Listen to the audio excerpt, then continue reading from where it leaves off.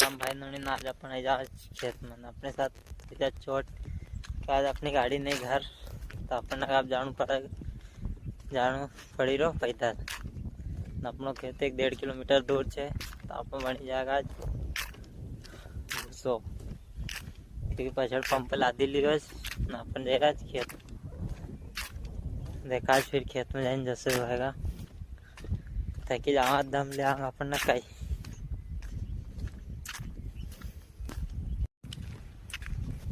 Finally आधा घंटा का सफर तय करने के बाद हम पहुँच जाए खेत में। आज तो खेत में गंजन चल रहा है। ये देखो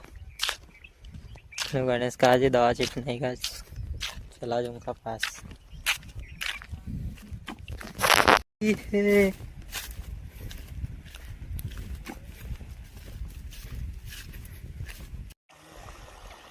हाय गाइस ते काका जे नहीं पंप में दो फेंकना की जगह पर मुंडा दो फेंकी राज क्यों गणेश अलेंग देख तो ओए अलेंग देख